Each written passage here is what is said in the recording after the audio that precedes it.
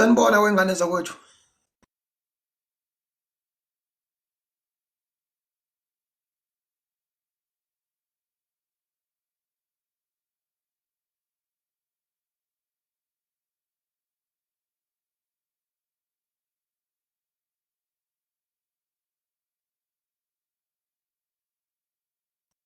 Sanibona bafowethu, sanibona ngane zakwethu. Hey, sanibona bafowethu, umuntu late. Hey, xeseni bafowethu, sanibona. Sanibingela nonke ngane zakwethu, sesikhona bafowethu.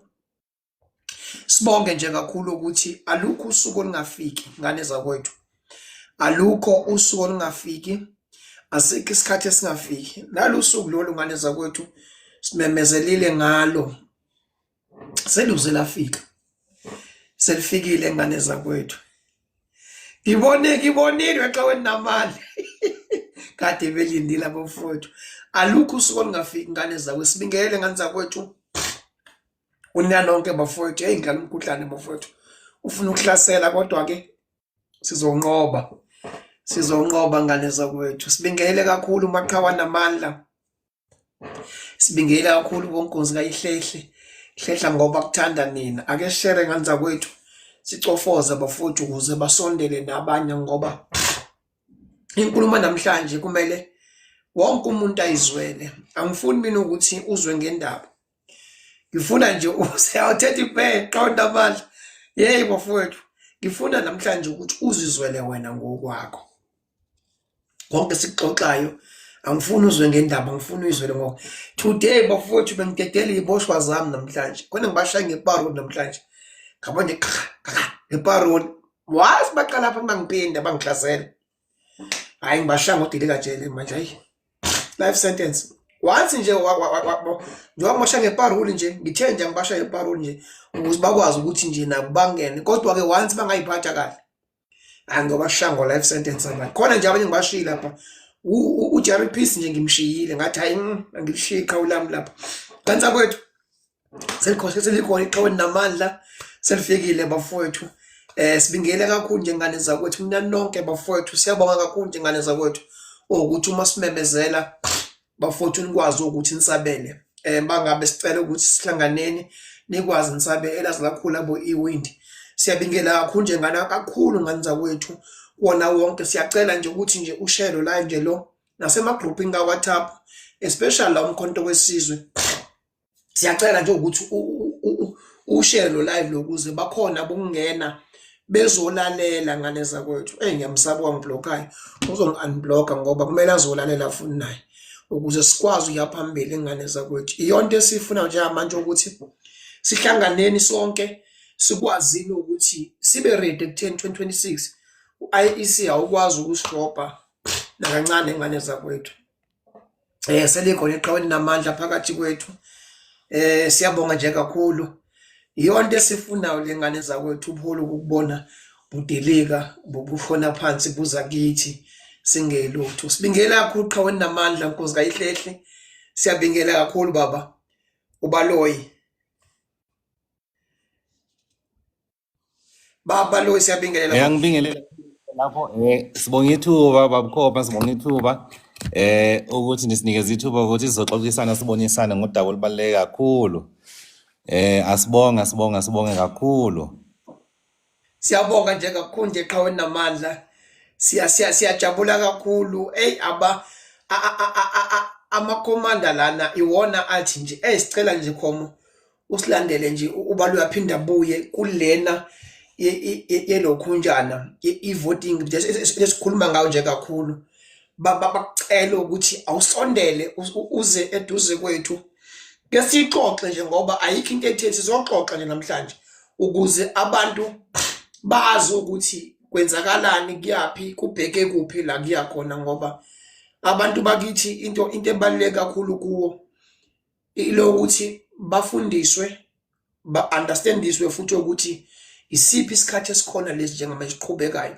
I-move yonke le khona njengamanje sikuphi. Ngihlezi ngithi mina ke kubona ngithi umkhonto wesizwe kumele 1 uyihluphe ngawo.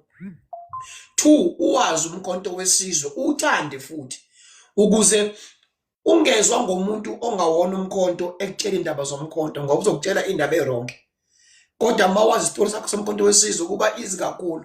Sibonga kakhulu nje xa unamandla ukuthi uphinde ube nathi. Kuningi kakhulu ukubonga. Seyibona imisebenzi yona esikhulumelayo yokuthi hayi cha ukhulu kakhulu uNkulunkulu akubekile kuwe la ufika khona kuya multiplier. Siyayibona imisebenzi kakhulu. Sibingela kakhulu nje xa unamandla. Ake ngeze nje ithuba nje ubingelele nje amakhomanda onke.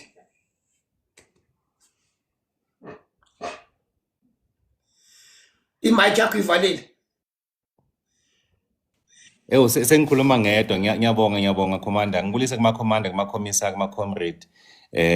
South Africa yonke sibonga uthando ne-contribution enenza kumkhonto. Ngibonga kakhulu ngoba siyathanda ukuthi nathi masithola nje ithuba sisondele ebantwini ngoba umsebenzi wethu vele uxhumana nabantu direct. Awukho umkhonto without abantu, awukho umkhonto without a-ground force. And kakhulu kumele sihlele sisondele kuma-tiktokers ngoba nenza impact enkulu la nifika lathi nesingakhona ukufika khona nangendlela enisebenzise ngayo i-TikTok as a platform to educate, to mobilize, to organize into kakhulu ehlele imqoka kuthina. So angibonge kakhulu nje sibonge namanje besabhizi namanye ama-by-election la kuvotwa khona ngeyi-14 next week Wednesday la eJohannesburg Ward 24 naseKwaZulu Natal eMoyempofane Ward 4. So sabhekane naleyo mqanso nje lo nje ngoba thina ke as i-department as i-directorate yomkhonto wesitho hlezi nje siku-election every second week siku-election mode. So kula khona sikwazi ukwenza khona i-progress, sikwazi ukubona yini ekusebenzayo ku-methodology yethu nokuthi yini ekungasebenzi sikwazi ukushintsha si-align. Sibonga kakhulu futhi ngesupport esibona kuma-ground force across the country kakhulu nalapha eKwaZulu Natal ebahlezi basondela kuma-by-election basilekelela kakhulu nangendlela futhi sibambene ngakhona ne-detachment yaKwaZulu Natal esebenza naye oMpongose uReggie sibambene kakhulu nabo nama-region kakhulu lapha eLembeni oCommander baphethe lapha eLembeni nangale kulamanye ama-regions bambene kakhulu nakhona. So kuyenza ukuthi umsebenzi wethu ube lula ngoba wonke umuntu udlala i-role yakhe ebalulekile. Sithi mase sifika kwi-stage sesibalulekile sesikhava ama-bases amakhulu kakhulu. So siyabonga kakhulu maningi ama-by-elections esabheke kuwona namanje esozama ukuthi si-replicate le success esiyithola ngoba i-success is not an outcome of i-accident. I-outcome edinga ama-ingredients abalulekile lapho from strategy, from allocation of resources, warm bodies, to doing the work and implementing a plan yakho and resonating nabantu on the ground as well, right down to delivering on the day yokhetho sikade umzila sideliver ke the objective enhlangano. So lo msebenzi wethu sowenzayo manje sibambene with the leadership of the organization, sibambene nama-ground force as well enza umsebenzi wethu ube lula kakhulu. So ngibonge kakhulu kuyithuba nesinikeza lona kuzokhuluma namhlanje ngale issue ye-voting ebaluleke kakhulu. Hey siyabonga kakhulu nje xa unamandla olimini lwakho ukhohlwa kuma-ground forces. Ngiyakubona ukuthi hayi akuphethe kahle nawe. Kwasha manje sikanje nama-ground force. Hayi ngiyabona ukuthi akuphethe kahle. No, Siyabonga kakhulu xa unamandla. ama-ground forces phelele. Siyabonga nje kakhulu.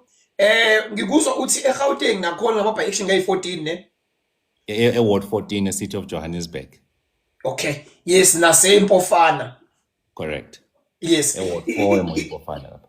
Yeah, into esifuna ukuyibuka eyokuthi yiphi indlela enisebenzisile eKZN yokuthi nikwazi ukuthi leya move leyana nenze kanjani ekutheni ama-ground forces nikwazi kwahlanganisa ngaleya ndlela ekutheni mangabe ehlasela la kuzoba kulabhekisho thola ukuthi nje i-ground libona ukuthi hayi cha liyavuma nabantu nabayavuseleleka mangabe bona ama-ground forces. Yiphi indlela enenze ngayo kulonto leyo ukuze naseGauteng nakhona sibone ukuthi ngeke nabo bazibakopele eKZN? Well, okokuqala we all know ukuthi KwaZulu Natal is our base, is our strongest base. KwaZulu Natal, we got the majority of the votes. So uthando labantu kumkhonto lukhulu lapha KwaZulu Natal and abantu abaningi resonate with it. And KwaZulu Natal has urban centers, has peri-urban centers, then khona ey'lalini, so to say. So i-strategy of campaign siyahluka depending on where we are, but sesine methodology clear from when the by-election is gazetted or proclaimed, sesiyazi ukuthi the first level of leadership iyangena ke lapho yenza umsebenzi obalulekile to assess, to prepare the ground, which is mainly province ne region working with the sub-region as well lapho. So they, for a number of weeks, they are on the ground working in implementing methodology yethu. After that, yangena ke SGO izo-assess progress to date, which is SGOP, what is lacking, what needs to happen. And thereafter, there's a release of material equipment on time. So manje sesiyilungisile le ukuthi izinto sheshe ifike on the ground on time. Kuyenzeka ama-anomalies here and there ukuthi kube nala maphutha khona, kepha siyawalungisa lawo maphutha lawo, we are improving. And then there's the part that esiyenzayo to sweep, to ensure ukuthi labo sesigada umzila sibuya ne-victory yethu lapho, and to ensure that we demonstrate abantwini bakithi ukuthi umkhonto wesizwe, the only party, is a credible alternative. Kakhulu sesinendlela ukubonisa abantu abadala, abantu abasha ukuthi umkhonto wesizwe kuphela. Bangamind futhi ukuthi abanye abantu bazoba-campaign, bazokhankasa, bazama basusa kumkhonto beze ngakubona, ngoba it's part of the game. Nathi lento esiyenza ukuthi we win ama-base ama-strongholders, ama-base ama-stronghold of the other parties as well, indlela esikhula ngayo. So masithi sigada umzila, it also implies ukuthi sigada umzila ngokudla imizila yabanye, indlela esigada umzila ngayo. And we are prepared manje, ama-party agents are prepared, we understand the law of IEC, we know how to launch objections and what to look out for. So we are very prepared on the ground, right down to how we count, who must count. So a strategy set has evolved and is quite elaborate. And this is what we want to implement across the country. So we refine it, even localized, ngoba sesiphethe winning template and formula. And I think the provincial detachments plays a particular role, elekelela kakhulu, KwaZulu Natal, where we've seen success. Even in the Western Cape, where we've seen success, the lower structures are really playing their role to ensure ukuthi umsebenzi uyaqhuba, there's common cause on the ground, there's focus on the ground, which enables ama ground force ukuthi adlale indima yawo, ngoba ama ground force afuna ukuthi wanikeze structure ne approach wayekele and give them resources ukuthi abantu mabayo campaign abathole the things that they need, bangalambi babuye balambile nje, the basic things nje abazifunayo. So we must give them the structure, desibadedele benze umsebenzi wawo and support them. And then when the time comes, nathi we do the last third of it, which is ukuvikela umzila ngokudla umzila wabanye, senze imagic yethu ke sibalimaze la abanye nje, sibalimaze, sivele ngama-TikToker, abantu bajabule, sivele ngabobani, sivele ngalokho. Kodwa into esiyenzayo in all of this, we are deepening the message yomkhonto wesizwe. We are deepening the understanding what is the purpose or the existential objective yomkhonto wesizwe. We are deepening understanding abantwini ukuthi umkhonto wesizwe ulwela umhlaba. Nakhona siyayichaza futhi lento umhlaba ukuthi umhlaba yini. Umhlaba izinto ezintathu. Number one, umhlaba ama-minerals ngaphansi komhlaba, number one. Number two, umhlaba is what happens on top of umhlaba, where me and you exist kwamanje. Number three, umhlaba umthetho obusa kwenzeka ngaphansi komhlaba, ama-minerals nangaphansi komhlaba. Umthetho wabobani kwamanje? Umthetho wamaNgisi, Dutch Roman law, esibusayo kwamanje. So masithi silwela umhlaba, silwela those three things. So mele abantu understand. So while we are campaigning, we are deepening the understanding of the revolution ukuthi silwela yini lesilwela somkhonto wesizwe. So abantu bayayizwa ke le message yethu resonate nabantu. So for thina masibuka ama-by-election, asiboni i-victory ye-ward as the ultimate victory, but sibona the process to get to that victory. Ngoba we educate, we mobilize, we organize, we deepen the understanding yepolitiki yomkhonto wesizwe la sihamba khona, ukuthi mase sisuka lapho sesijale kakhulu lapho ukuze sovuna in 2026, but most importantly to sensitize abantu bethu, to conscientize abantu bethu bahlale bazi ukuthi yini struggle ngomkhonto wesizwe. There's the bigger goal. Yebo khona insizakalo ebalekile kumele ifike abantwini, service delivery, abantu bathuthuke, kodwa at the heart of the struggle and the cause for umkhonto wesizwe umhlaba. Yini umhlaba? Sengichazile, kodwa leyo explanation into ehlale ihlezi kithi abantwini abamnyama, nokuthi mele siyenze isiqiniseko ukuthi we ensure ukuthi abantu understand. So ma uzovota, i-voting is just a method of ensuring ukuthi i-revolution continues. Ngoba manje sithe the way to ensure revolution continues is voting, because i-armed struggle at this point in time is not an option. So manje a democratic vote is the option. So which leads us to this conversation ekhona manje ukuthi when we vote, how do we vote? Ngoba uhulumeni sekafuna ukuze ngamaqhinga singaqondi kahle ukuthi ezoshintsha affect the way people vote and probably increase the ability to rig elections at this stage. So izinto ezinjalo manje sibhekane nazo to defend the revolution because we vote a mechanism or an instrument to ensure that we deliver a revolution. Hey, khona manje. Uyazi ukuthi nibuyisa lento yokuthi ngeke kusale umuntu ngo-2026. Yabona indlela eniprepare ngayo kuyakhombisa ukuthi noma ngathiwa singafuna ukuhlukana ngamaqembu but automatically ikhona lento ezosenza ukuthi sibe into eyodwa. Khona manje into ebanga ukuthi sibe lana ikhona lento etheba ngabe ibukeka asazi nobe bese nibonile yini lento i-voting ukuthi introduce kwayo kunobudedengu obukhona kunomngozi obukhona kithi because sibonile ngo-29 May kade siyovota ukuthi sirobhiwe besithola amabhox amanye elahliwe kwezinye indawo eshisiwe kubufakazi lokho but lento i-voting leyakhona ayinabo ukufakazi because uyavota indlela abavotisa ngayo but kodwa awazi ukuthi kwenzakalani ngale. So uma ngabe uthi urojiwe okusho ukuthi lethi proof ukuthi urojiwe ngeke uzukwazi ukuyibona iproof yaloyo nto leyo.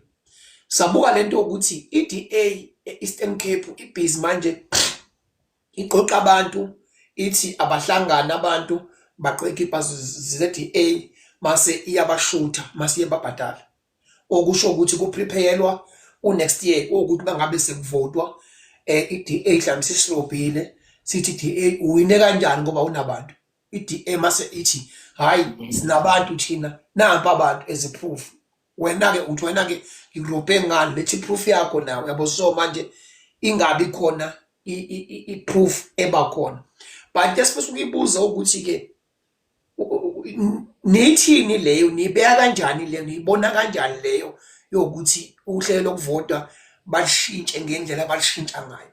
Ingangithe nje umfowethu uNkozimalanga angimsondeze ngoba uyena umuntu othe mangabe eyibona lento ukuthi izowushaya umkhonto wesizwe wathi ngeze isandla ukuthi no angikwazi ukuthi ngithule nale mangibona ukuthi umkhonto la uzolimala kusuka Friday na Sunday kade ichaza kakhulu lento kwathiwa cha no akumcela ubaloyi akeze ayizwe naye lento sike sibe nasibona ukuthi siya kanjani phambili.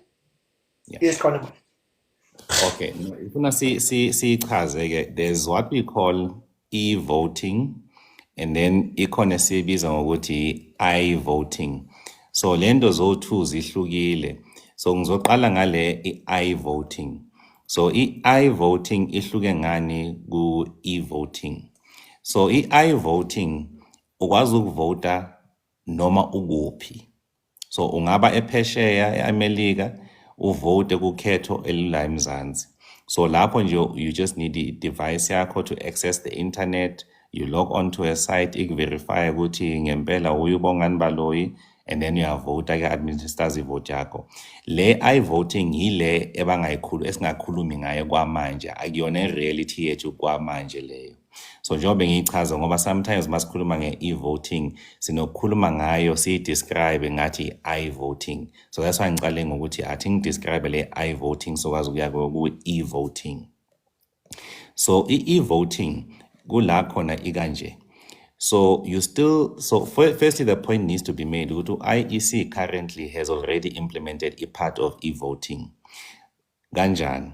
Siyakwazi ukuthi register to vote in an election ungayanga kwe-IEC but through i-website ye-IEC. Ungene ngasefonini uziregister to be a voter lapho ikubuze all the questions ekumele ikubuze zona then it loads you and registers you as a voter. So one part of e-voting is already being implemented as we talk kwamanje. Before the 2021 elections, u-IEC bekakuphoqa ukuthi uze e-voting station noma uye straight ku-IEC offices uyo-register lapho. Manje you don't need to go straight to a IEC office, so uyakwazi ukwenza electronically. Now, so that part there is already being implemented. So already a part of e-voting, electronic voting, say khona kwi-system yethu. So le ebaza ngayo ke manje ke yilokho ke. Bafuna bona ukuthi mawufika ku voting station ufika ne-authentication ID yakho, lo machine bayoclicka lapho machine ya-checka the same way manje ke ngendlela kwenzeka ngayo ukuthi you are authenticated on the voters roll nge-ID yakho as they go ukuthi you are registered to vote. Ekuhlukayo ukuthi manje masoyovota awusathathi iphepha, so uzoya emshinini, umshini uyapressa lapho ngithi abakulodile lapho yavela igama lakho Bongani Baloyi, you are going to vote, bese kunikeza ama-options. Kulawo ma-options you click option, asithi ngifuna option A kuwumkhonto wesizwe, ngiyapressa ke lapho bese ithi are you ready to submit your final decision? Ngithi yes, click submit, and then it prints out iphepha. Lelo phepha lelo mayi-printer out mele ngilifake ku-voting box. Lelo phepha lelo kuba i-receipt engifaka ku-voting box bese imachine seyicalculate. So all this sounds quite nice, ngathi into elula nje ezokwenzeka emnandi above board, but inkinga ke iqala la ukuthi umshini ukhandwa kuphi, because i-technology speaks. So masithi thina ke ngoba lapho IEC bekaletha ama-company wasemelika and other western parts of the country, of the world rather, ama-companies lawo, so yabona ukuthi imelika ne-Britain and these other parts ekungabona abantu abafuna intuthuko abantu abamnyama already bana-system lena. So masizongena kule nto le angeke sikhande yethu i-system size sikhande nemishini yethu, no, we are most likely going to procure. So masizothenga sazi ngani ukuthi sithenga le machinery lena yase-America ekunenhloso that can be pre-programmed. So ngizofika ke mina lapho kulo mshini ngipress A ngithi ngifuna ukuvota lo mkhonto wesizwe, mayi-printer le receipt lena seyishintshile, mina sengimani ngiyayigoqa nje ngifaka laphayana, already nje i-determined the outcome yakhona. And leyo nto leyo might need electricity, might need also a network. Ezinye abantu ayidinge network, so you can't interfere with them. Kodwa other countries aziyifuni inhlobo lento le electronic voting because ziyazi inkinga ebhekane nazo lento electronic voting because of vote rigging, much easier ne-technology, and at the same time abantu don't want at this stage maybe to interface ne-technology kakhulu. Bafuna umuntu ufuna ukuyikhethela amakhe lapha ku-ballot paper yakhe ayigoqa afake lapha ku-ballot box lapho. So that's the situation. So to enable e-voting, IEC has to amend parts of our electoral laws. So manje kenze i-feasibility study. So lento e-voting njengoba sekukhulunywa ngayo IEC beyibiza all parties kwi-conference ukuthi we've done a feasibility study. The feasibility study says we must do now a financial study ngoba there's also another part beyond just changing imithetho electoral laws. You must also ensure that you understand what it will cost financially. Ngoba sinama voting station close to 24,000 across the country. What does it mean to procure 24,000 machines? Deliver them on time when there's issues, and all of these things. What does it mean? When do you procure from original manufacturers, or do you manufacture in the country? So there's those very complicated questions which need a financial response in terms of this, what it might cost the country to do this. The second part, ukushintsha umthetho, kumele ushintshe parliament umthetho. So the process of amending electoral laws and the acts is not just an overnight process. So you need to ensure with the new set of changes or proposed, it might be a white paper and then it goes through a parliament process and public participation. So ngendlela siyibuka ngayo bona bayafisa ukuthi bangasheshe bayenze manje ngo-2026, kodwa thina we are going to ensure that this thing is delayed, and we fight and ensure that if it's not delayed, it's not something that we want to pursue at this stage until we are satisfied of a number of key concerns that we have as Umkhonto weSizwe. So there's a parliament process IEC must do. There's a process IEC that must follow up or finalize a feasibility study about, and they must include a financial study as well and analysis. But they must also speak about the machinery, whether it's OEMs or any other. Ngoba eMzansi i-technology njalo asikayabi nayo as well. Kodwa thina where we are standing manje is, imagine into abazozenza yona if kune-technology involved when manje masirobhile ivote lethu KZN we are not over 51% ngenxa yobudedengu be-IEC. So there's outside influence ekumele siyigade because it can alter and shape the direction of our votes at this stage. So into ekumele siphaphame. So siwumkhonto weSizwe at this point in time asiyisupport sizoyilwisa this thing ngoba siyabona abafuna ukwenzani. And at the same time ukhumbula ukuthi IEC is under the leadership of the Democratic Alliance at this stage. They also want to embed themselves deep into the electorate. Bayenza izinto ezovuna bona noma ima-approach noma imithetho ezovuna bona as opposed to laba abanye. And at the same time too, manje i-ADA has passed went to court successfully to ensure ukuthi you can have dual citizenship as a citizen. Chaza ukuthi ungaba i-citizen yala ne-citizen yaseMelika kodwa ufuna nokuvota nala futhi. So uyabona ukuthi abantu abamhlophe khona into abayikhandayo ukuthi babe nama-rights to act in this country while they are still abroad as well ngenamba yabo. Abanye bafuna maybe uthatha citizenship as well and do a number of things. So these things, we must not see them in isolation. That's the point I'm making ukuthi singaboni izinto zenzeka kule Department of Home Affairs that pertain to citizen rights and responsibilities, or rather what they can do in terms of the law and the citizenship in isolation of the elections. Ngoba yonke into ultimately culminates to elections. So that's the process in IEC that it must go through. We are well aware of the process at this stage. Enye qhawe elikhulu ebabhizi ngayo esiphezu kwayo manje ilento yama-ward delimitation, demarcation board. Ngoba yabona manje ukuthi umkhonto iperforme kanje in these areas. Asinqamula ama-ward reshape kanje susele sibeke la ukuthi sidilute umkhonto weSizwe. So siphezu kwabo manje demarcation board across the country. And I think it's another subject emele sikhulume ngayo kakhulu as well, because lapho mele senze iqiniseko ukuthi we are participating across the country kulama ward committee meetings. So not just ward committee meetings, but ward delimitation meetings are happening across the country. We know in the Valsabwa earlier this week, our members have attended to lodge their objections, to participate, to give their contributions as well. So as Umkhonto weSizwe, I think we are very clear ukuthi we are participating. Kodwa mele sokade umzila nalapho ukuthi banganqamula ama-ward la sinamandla khona bawafake endaweni la khona singeke sikwazi ukukhompyutha kahle khona ngoba ukhetho kahle hle aluwinwa laphayana. You must also defend it isikade umzila ngama-ward delimitation. Ngiyabonga kakhulu qhawe elikhulu. Hey, kawunamandla yazi ukuthi kusuka Friday ungathi bukade ukhona nje uhleli nathi ngoba yonke lento osuyichaza manje isiya confirm ukuthi ngempela umkhonto wavulile amehlo. Siyabonga nje kakhulu kawunamandla. Sinomfowethu la uNkuzumalanga. Xawunaba Nkuzumalanga. Uyena umuntu xawunamandla baloyi oke waqhamuka nayo le ebona ukuthi hey nabo umngozi engikubukayo la. Ake sixoxe nje sibone ukuthi siya kanjani phambili naye. So uyena umuntu okuthemba ngabe esivukuza kwakuthi ngempela ngoba eqinisweni ngesiqamba manje ukuthi abantu abaningi abanalo ulwazi. Yonke leminyaka bebezenzela into abayifunayo labantu, yabona? Because vele abantu bamkela lokho sekuvele sekukhona phambi kwabo ukuthi kwenziwa kwaleni lonto le abayindaba nayo. But umkhonto weSizwe lolo qembu engilibona livula abantu amehlo ngoba manje thina lokho besingakwazi. Ngokuthiwa nje sivota ngelo kunjani besizovota indlela abasho ngayo siphinde sirotshe. Kodwa umkhonto weSizwe useducator njalo ukuthi vukani bukani kwenzakala njengamanje. Yonke sibonga kakhulu leyo. Xa unamandla Nkuzumalanga. Angibonge ithuba General, ngizwakala. Yes baba. Nami ngine-flu njengawe. Angibonge General, ngibingelele.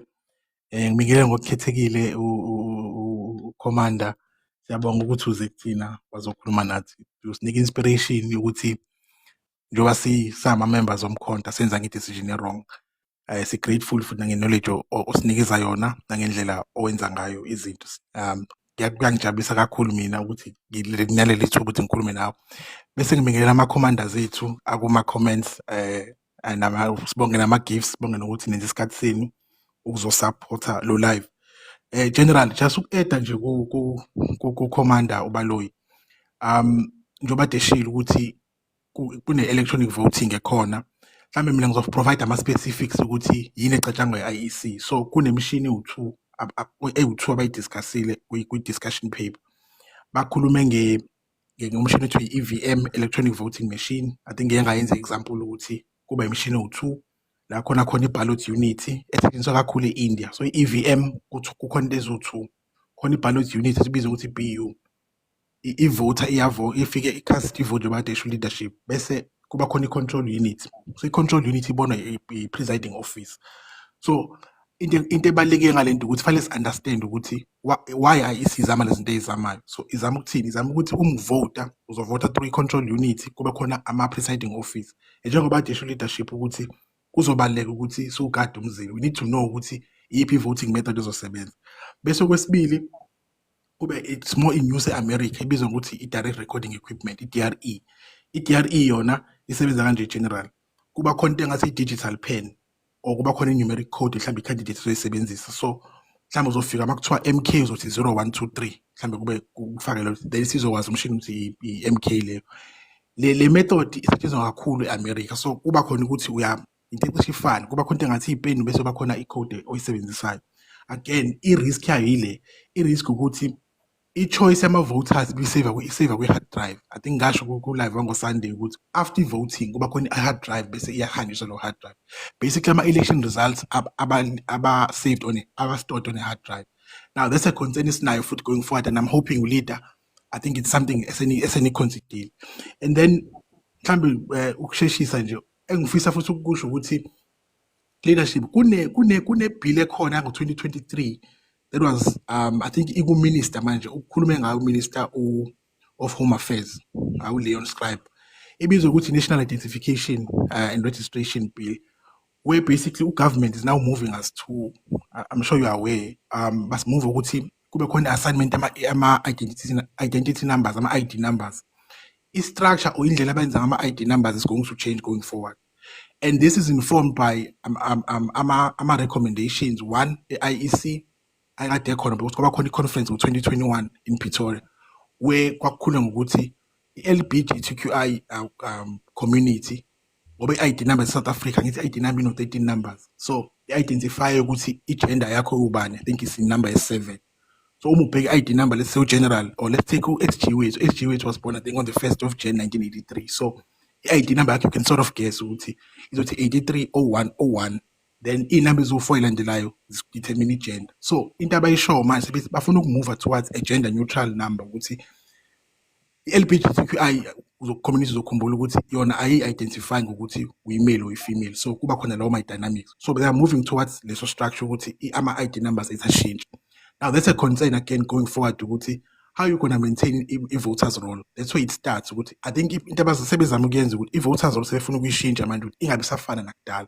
And they've given them powers with Director General with asanela my numbers. And I agree with you. In the same act to National Identification Registration Bill, kubhalwe lapha ukuthi a foreigner who's passing by South Africa is entitled to an ID number. So meaning ukuthi njengoba lead ukuthi abantu who are not South Africans bangakwazi ukuthi manipulate voters roll ukuthi bakwazi ukuvota. That's a huge concern for me. Mhlambe in the next cycle ngizokhuluma nge-panel, electoral panel abayifomile last year ukuthi inika ama-recommendations on ukuthi sovota kanjani. Angibonge general. Nangathi usephumile ngapha. I think you can still make the points level ofuna ukuzenza in the next round. I think it's quite important ukuthi continue ngayo ngoba kuyahlangana in my view. So I think ngaqhubeka as well. Okay, no, it's fine. Mhlambe before sibe lapha, I think you mentioned ukuthi kunama changes azoba khona that they are proposing. So it's something that I think I'm happy ukuthi you're monitoring it. Out 3 ama points akumele kube khona amended. So section 19 it's a enabling provision. Enabling provision mhlambe ukukhuluma ngesintu ukuthi umthetho odala ukuthi eminye imithetho ibe khona. So Section 19 we-Bill of Rights ukhuluma ngokuthi everyone has a right to a fair and fair election. So meaning ukuthi wonke umuntu eSouth Africa une-right to fair and fair elections, and it informs lento esiyishoyo njenge-MKP ukuthi why sithi ama-elections were not free and fair. Now, number one, umthetho we-South Africa, Electoral Act, I think of 1998, chapter 4, it speaks of ama-paper ballots. Bakhuluma ngokuthi there should be ama-paper ballots ukuthi kuvotwe. So uma sivota ngani ngephepha. And as you said later, ukuthi le move ukuthi siye forward ukuthi bafuna ukuthi si-move to an electronic system, it will require a change ku-Electoral Act. The other act ekhona, a Local Government Municipal Electoral Act of 2000. Yona again nakhona kukhulunywa ngokuthi akube khona i-paper voting. So we know where they're going to strike. Bazo-strike ukuthini, bazofuna ukushintsha i-Electoral Act of 1998, the Local Government Municipal Electoral Act of 2000. Angime lapho general kusubuyile ngiyabonga. Khona manje baloyi. No. We are still on board. We are still together. I think those changes we're seeing in Ngazo and Pindi as well, we are well aligned. There's also a member of the parliament which serve in the portfolio committee, Department of Home Affairs, are monitoring these changes as well. So we are actually sharing information between the two, Natu who serve on the national PLC to monitor all of these things to ensure we also prepare ourselves to litigate if that's the need. Ngoba ezinye izinto we are seeing with this government is moving very decisively on things that have a solid interest in kakhulu. La bendlebe ikhanyayo baphethe le portfolio Home Affairs. So we are well aligned with all of that and working as a team to ensure that we move. I think beyond this, what I'm taking away from here is that we need to tighten up with the solid back office support and also a subcommittee that has experts to also add value kule system esibhizi ngayo nalomsebenzi esiwenzayo. Ngoba kakhulu nje okunye kuyadinga to have an extra pair of eyes and hands that are monitoring as well, understanding the process, which strengthens our team as a whole. We must khuluma from a very informed basis, and we must also be clear with it beyond just as Katumzila to defend. We must also be able to make firm proposals ukuthi sumkhonto esize yini esifuna ukuyishintsha kulo mthetho lo. Singahambelani with just one-sided approach of those who are saying asenze ukuthi, but on our side as well, kubalulekile ukuletha ama-proposals or ama-options to say consider the following things as well, which I think is something missing in this entire conversation.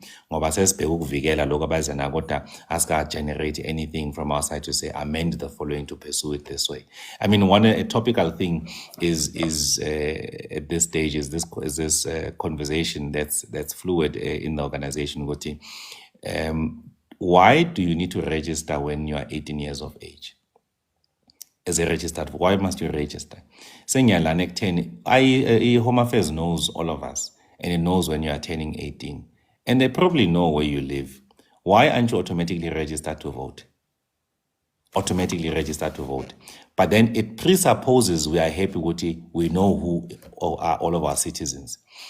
In this case, we might find very well we'll end up having between 1 and 10 MPs who are elected who come from Nigeria.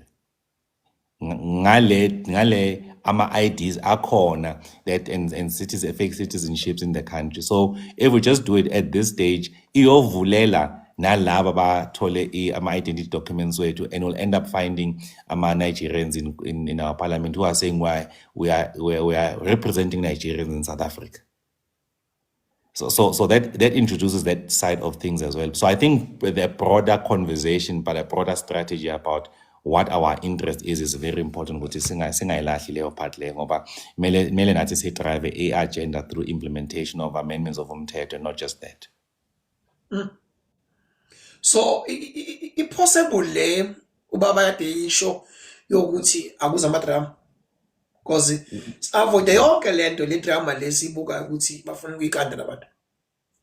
So we must propose that and ensure some of these things, the legislation, it does not make it explicit, it's implicit. So we must then say, if that is our interest to ensure we for the type of system we want, we must ensure that umthetho enables it and is explicit umthetho And then we must make the proposals to ensure, and not just raise it as an idea, but not follow through as a firm proposal to amend umthetho as well. So I really think it's one of those proposals we need to make to ensure ukuthi abantu babone. But at the same time, there's very other concerns ezingavela lapho, but we need to be dealt with through a formal proposal to IEC. Uyazi khona into ekuyavezwa uNkuzimalanga emalangeni ethi kuke kwavela ukuthi eCape Town eWestern Cape abantu bathi akezivote ngalolu hlobo lolu bathi ayivezwe ukuthi abantu bakuphi neWestern Cape abasho njalo. Iyaphinda futhi yavela into ethi angazi ukuthi kumele sisubmit kuZimalanga noma kusubmita umuntu oyi1 sisupporte lo muntu loyo kulesi esivulekile. Akuyichaza lapho kuZimalanga ukuze sisibuke lapho ukuthi ukuze lento bangasikhulumeli bakubonayo eSouth Africa bathi yonke into right kuZimalanga. Angibonge general. Mhlawumbe siqale kanje. My personal view on the policy paper or the discussion document. So mawenza i-discussion document uyayisebenzise i-research. So conduct research usho ukuthi wenzeni uzofika kulawo ma-conclusions. Asiqale lapho. So basebenzise different methods. That's why kwi-paper but they used a mixed research method. So into abayenzile ba-interviewe, I'm not gonna give them a specific number. So ba-interviewe about 10,000 abantu, I think. Abantu aba-interviewing. So mawenza i-interview fanele uba-split abantu, split between male and female, uba-split futhi nge-age. So base be-include abantu aba-disabled. So now nansi issues onayo ukuthi uzobuza ukuthi babe kuphi labantu. They interviewed across some provinces. So it's okay, you sort of understand the 10,000. But nansi okenye concern. Baphinde bathi bafonele abantu between specific dates. Bababuza ukuthi ngoba le research le yenziwe human research HRSC, sorry ngiyakhohlwa igama ne. So ibona benze le research base befonela bathi bafonela abantu between specific dates. Again lento asikwazi ukuyi-verify. Bathi they met a panel of experts, I think 20 experts, and they met ama civil society organizations abawasho ukuthi map. Now i problem obanayo ukuthi something as big as ama-elections affects impilo zethu sonke.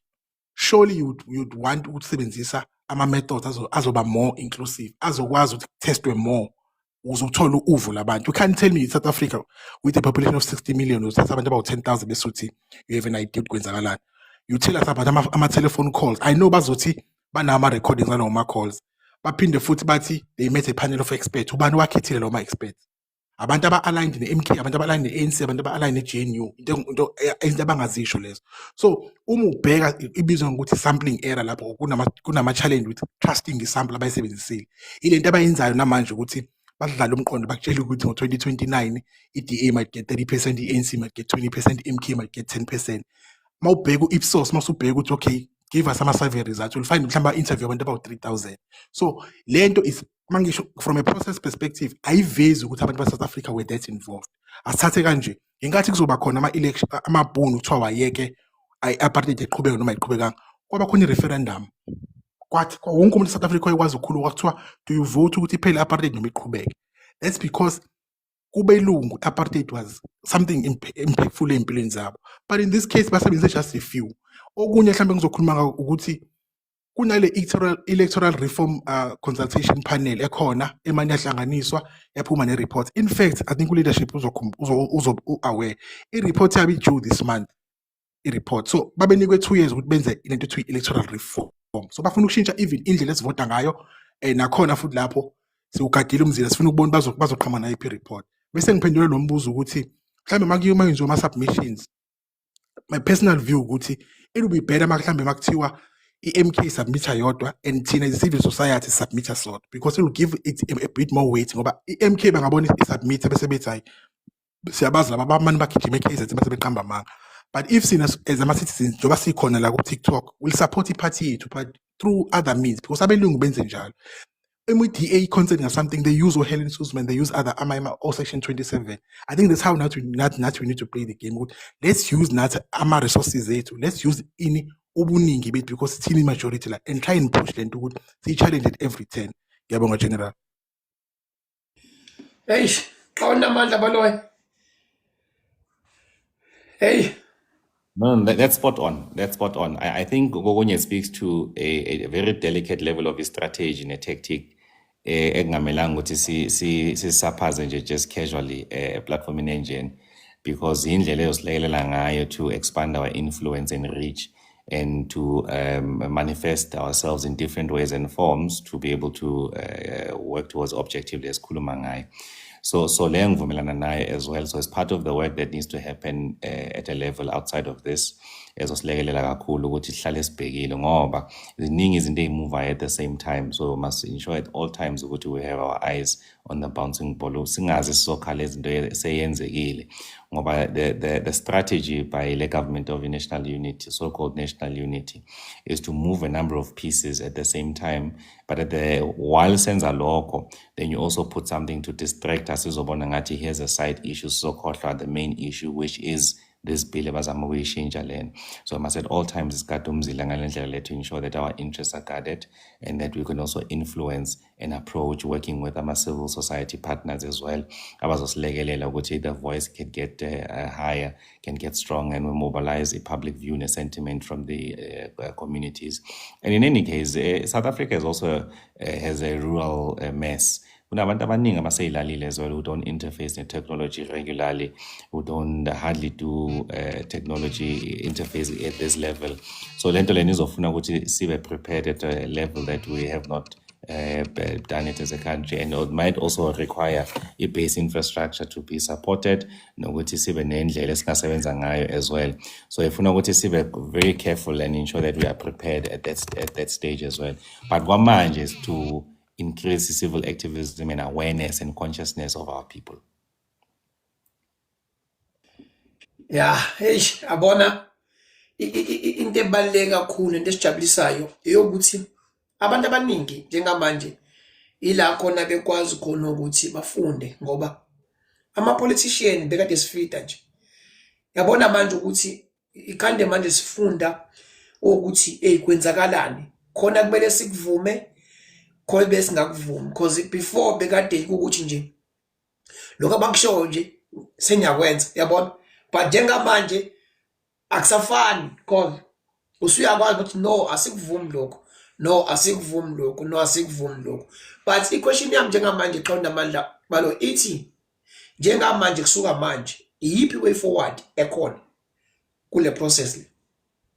So Basap is in terms of nale feasibility study yabo. So we also need to file in our own recommendations and also react to the panel that has been commissioned. Lemele release a report quite soon.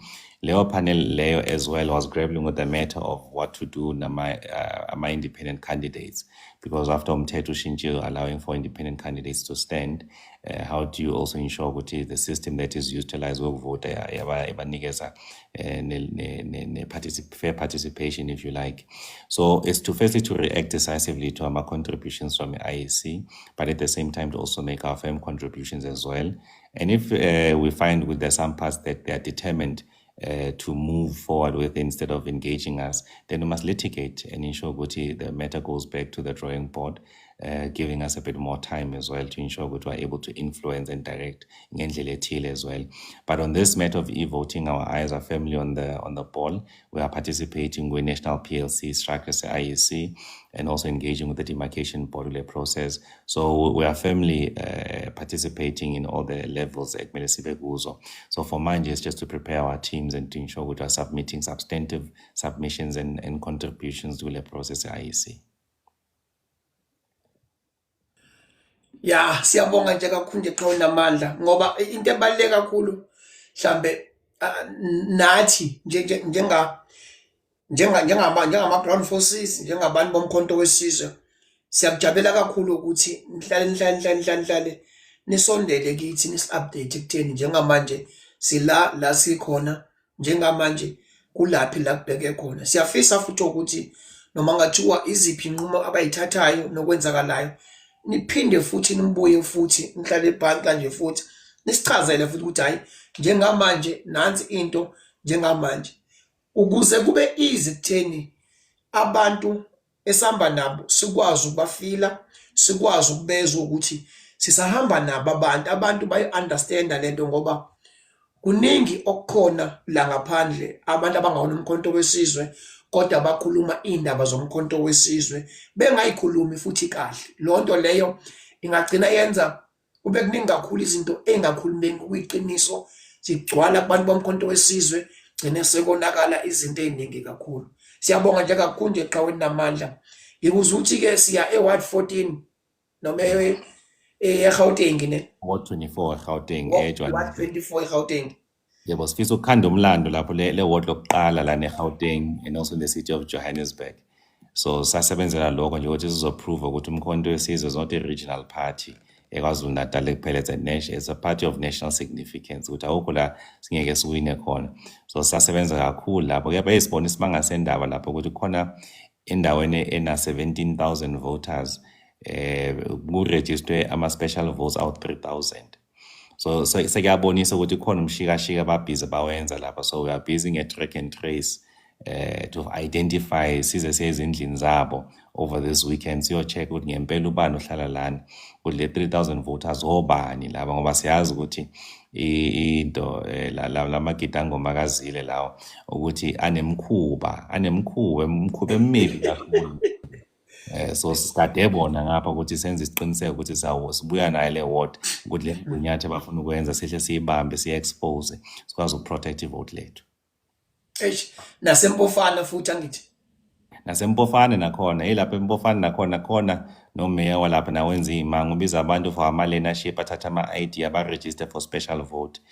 So bazama ukuloada i-voters roll nakhona siphezu kwabo nangalena ngoba ayabona namasele ukuthi umkhonto wesizwe seyafika lapha naso sebenza iy'ndlela engacacile iy'ndlela zomgunyathi ukuthi bazame ukuzivimba. Kepha-ke ngoba abantu bayasithanda basitshela abantu iloko sesibagadile manje nabantu besibatshela ama-voters bangamangali ukuthi mase kufika umkhonto bazothola yonke into abayifunayo. Uhulumeni uzoletha ukudla, uzoletha ingubo zomembeso, abantu bamukele yonke into bese bavula umkhonto wesizwe.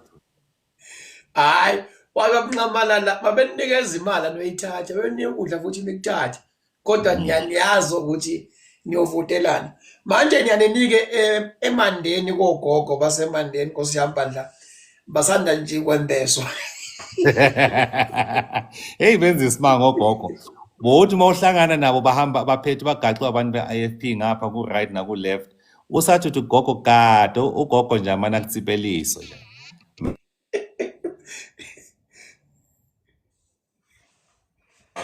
Kwenza nje lana siyothola esikutholayo kepha-ke thina sihamba nomkhonto sikwazile so icacile clear ogogo bayazi into esiyenzayo siyakwazi manje sikhuluma kakhulu.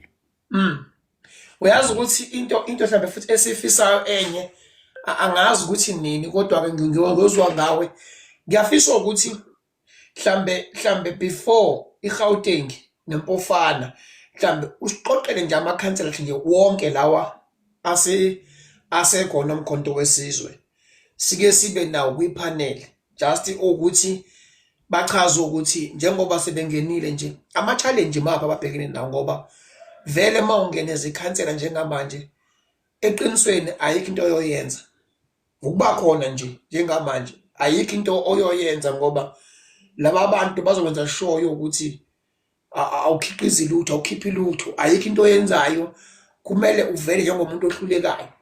Siyafisa ukuthi ngilanga mhlambe nje ke sicele nje ukuthi ubaqoqe sike sibe nje nabo nje labangene kwipanel achaza ukuthi umuntu yiphi challenge yena engenile ku-GNU le abhekane nayo ukwenzelani lapho ukuthi si-expose ukungcola kwabo siphinde futhi sivikele futhi nabo futhi ekutheni bangagcini kuthiwa awu simfakile usibanibani akenzi lutho kanti vele simfake ngesikhathi esonke.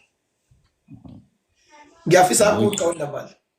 No, I think so sizoyilungisa ngizokhuluma noNandi as well to try ngoba bekasho ukuthi we must do something like that so sabaqoqa nje if not as a collective but maybe as groups sibele sibasondeza siqale ngalaba who have been there for a bit longer ngoba they've gone through a few challenges and a few council meetings as well and then later baqeda kukhethwa as well sizwe perspective yabo as well. I think that's a welcome approach ke leyo.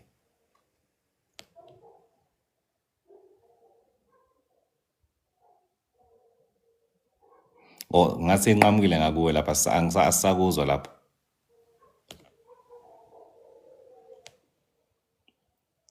Ngathi sound ibambe ngakuwe, ngiyazwakala ngakuwe.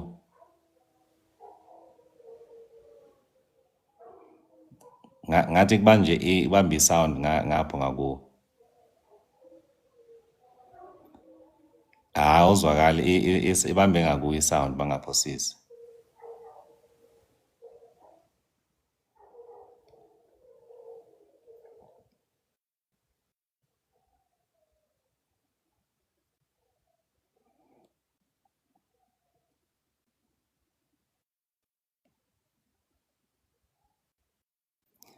So ngathi isabambe ngapho ngakuwe Comrade Khomo sound. But in the interim, I think ngizobonga wonke ama-commander nama-comrade akwazile ukuthi azoba nathi namhlanje.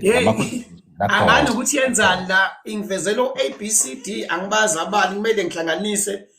Manje sengiyapressa ngiyahluleka.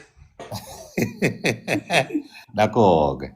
Ya, kunabantu namandla abakhona lana aba-requestile nje ababili abathathu.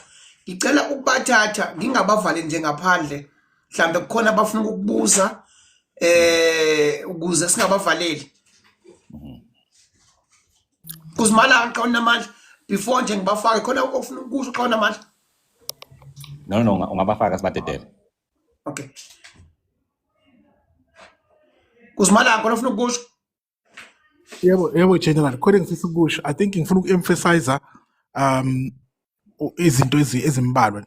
Okokuqala le process ye-ward delimitation njengoba kade isho uCommander uBaloyi umholi wethu ukuthi iyaqhubeka. Kuzobaleka commanders ukuthi si-understand ukuthi kumele siparticipate njengoba kade esho umholi wethu ukuthi into bayenze nge-ward delimitation babuka ama-dynamics ukuthi ubani othola amavoti amaningi. I'm not saying iyona kuphela i-reason yalokho, but into bayenze ba-consolidate ama-wards uma befila ukuthi mhlambe iphathe njenge-MK iyawina.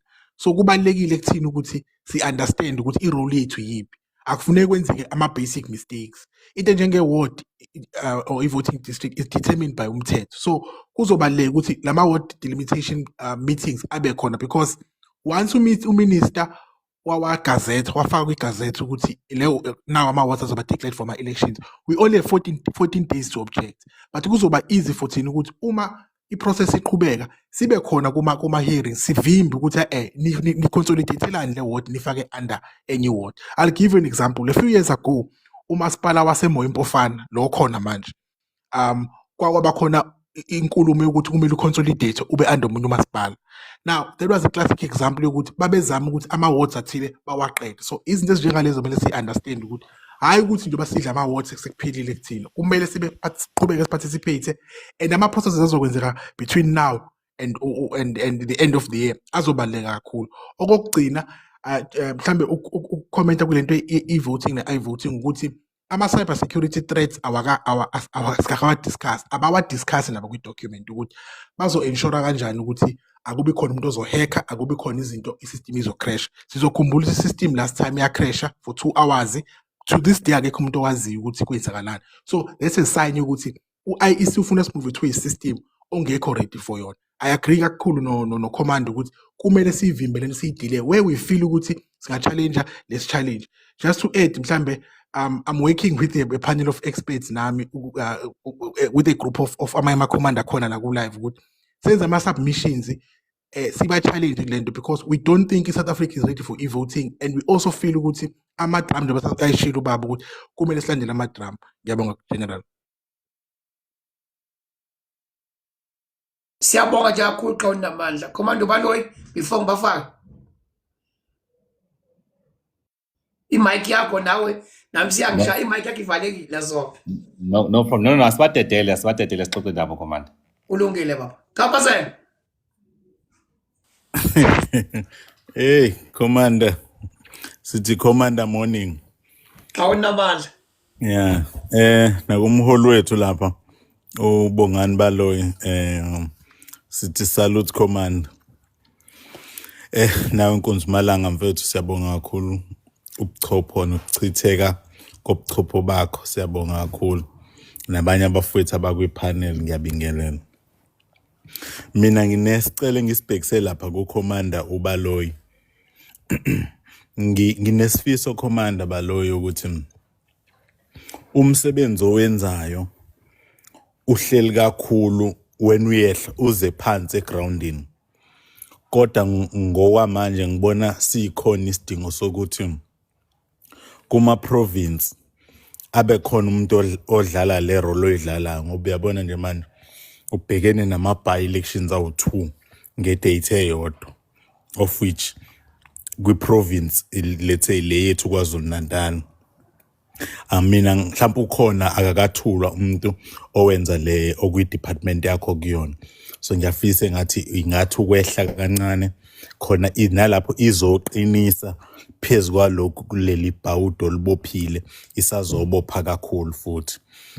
If it possible yehle ize nakuma region but nje kwi province ngiyayikhalela kakhulu ukuthi fanele ngabe sikhona kwi province ngoba kuyavela ukuthi from manje sibheke ku 2026 onama elections sizoba nama by elections amaningi angazophela. Kumanjena nje ngithembisa u5 ngizoconfirm nje mhlambe by next week ama councillor aresignayo from Indlovu bazojoin umkhondo. So within 3 months lapho ufuna kube sekunama by elections and lapho siphethe nosihlalo we region wayinkatha uzojoin umkhondo. Yabo, so umsebenzi usemningi ngeke ngimention region because of impilo zabo bangazi mhlambe ba-identify ke funa kuze ku-announce officially but nje next week kuzobe sekufinal ukuthi sebejoinile baya-resign emawadini nabo. Siyaqhubeka. So umsebenzi usemningi kakhulu Commander Baloyi, ilokho nje ama-submissions ebenginawo. Siyabonga kakhulu Kabazela. Miss Q. Commanders morning. Siyabonga kakhulu bongani ukuthi ukwazi ukuthi usijoine kulo live wethu. The first thing that I want to ask about is with reference to ward delimitations and demarcations. I want to understand ukuthi who decides on these demarcations and how can we as EMKP sikwazi ukuthi singenele before kuze kufika kude indaba yama demarcations eyama ward. So how do we nip it in the bud ukuthi ingaziphume to the stage where it is gazetted? Is it possible for us to stop it before it reaches that level?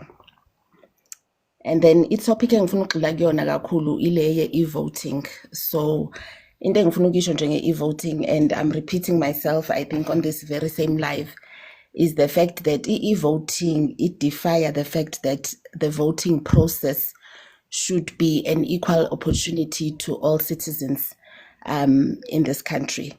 So the first reason I say that is, number one, information asymmetry. So not all of us have got equal access to information about how the voting process works to begin with, one. Whereas now if we are about to introduce a technological element to the voting process.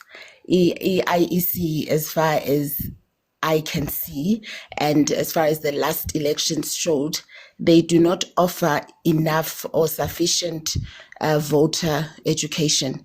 So even if they do, very few of us are aware of any form of education being offered by IEC in terms of how to vote. So I'm concerned, should they introduce e-voting, that would definitely be an impact, that would definitely impact e-voters, the information asymmetry.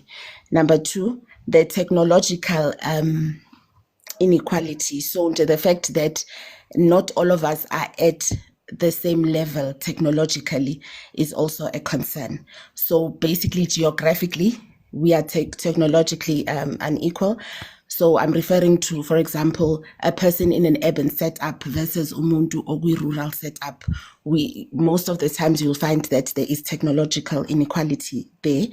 Also based on race, there's also a race technological inequality, black versus white or any other race for that matter. There's also based on age. There's a technological inequality. So e-voting is a concern for me based on those two things. And then I also want to mention today's Concord ruling. Njengoba ushilo Commander Baloyi ukuthi they are going to move many things at the same time ukwenza sure ukuthi they are rigging tendencies. Basically they already starting even before the election, or they are unfair play in elections is already at work before the election. So this dual citizenship,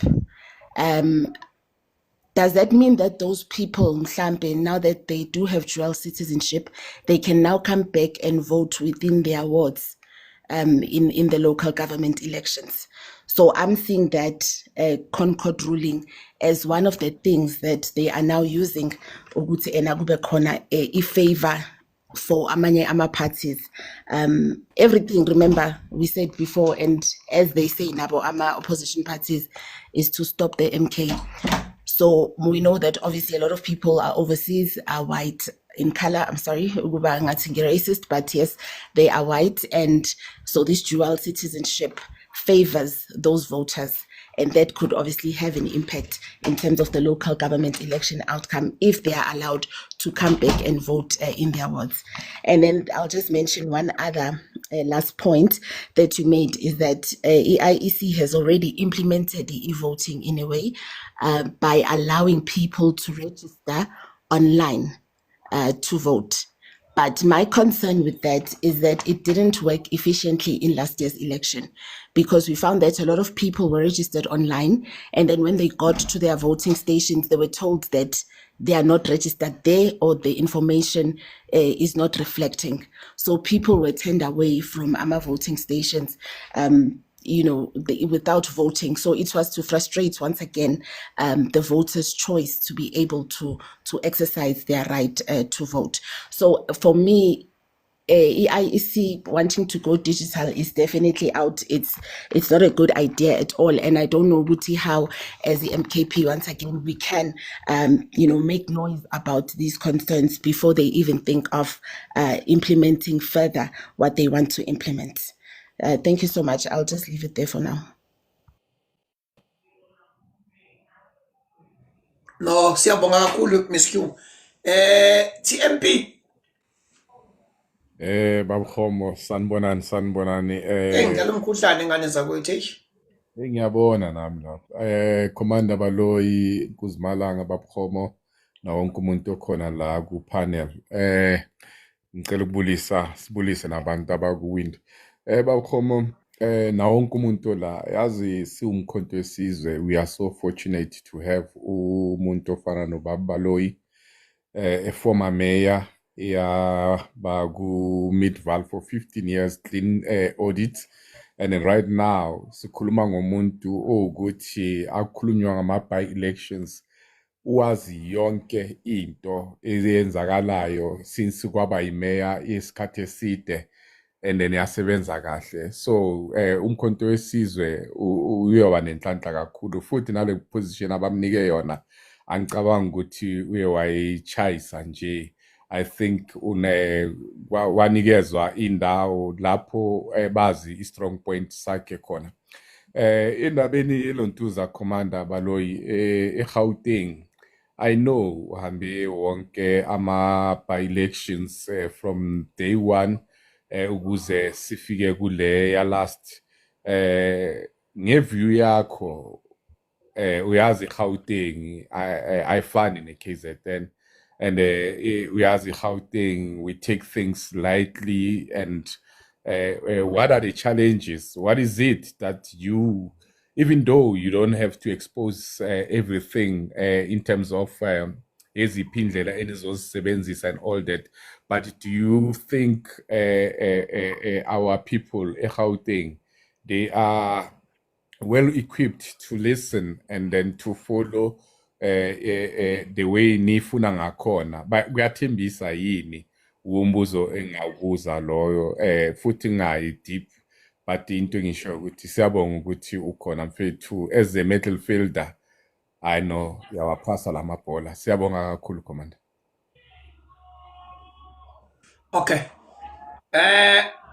Awunamandla baloyi ngitetele noma ngibaye ngiqhubeke. No, ungaqhubeka sibambe yonke bese mase siphendula bese sisayigoqa ke from our side. Okay. Prof, Commanders, good morning. awunamandla. Angibingelele ubaba ubaloyi noNkunzi Malanga ngokukhethekile nawo wonke ama panel members nalabo abaku comment section nabasebenzini konjalo ngithi kwaza mkhonto kwaza mhlambe okwami akukuningi ukuthi mhlambe kuzokuba multifaceted ingasishayisi ngesebusuku sekuyolala one babaloyi and commanders in general lapha ku Ward 24 I believe ukuthi mhlawumbe kubalekile ukuthi sibheke ama results. I'm sure you have looked at ama results ango 2024 May 29 where I believe we as umkhonto wesizwe we took number 3 number 2. Oh, thank you so much.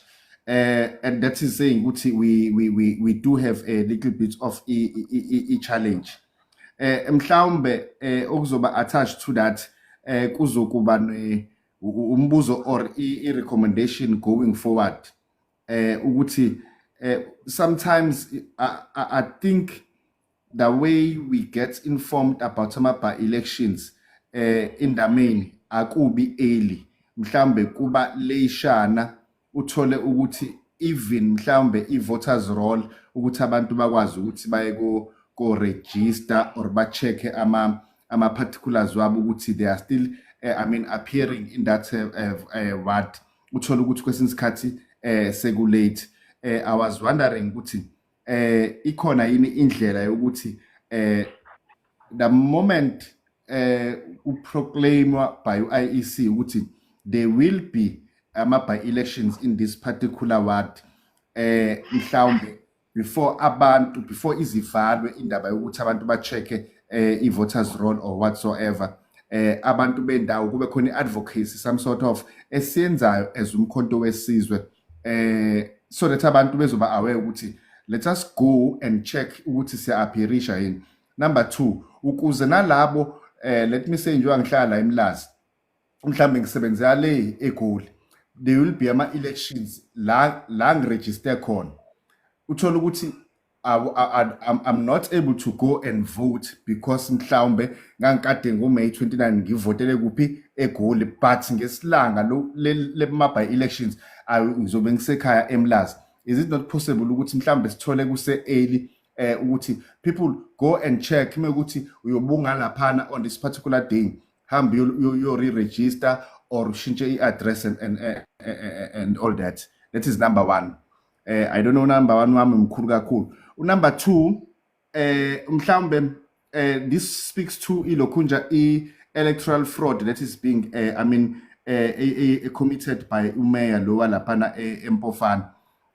Uthini umthetho, can't we as umkhonto wesizwe, because if there is evidence ukuthi uthathe abantu wabathembisa i-learnership and then wasehamba eya kuba register for ama special votes, is there nothing that we can do to ensure ukuthi mhlawumbe ubhekane ngaleyo mthetho, because I believe that is an electoral fraud, especially from the side of umuntu okule position akuyona.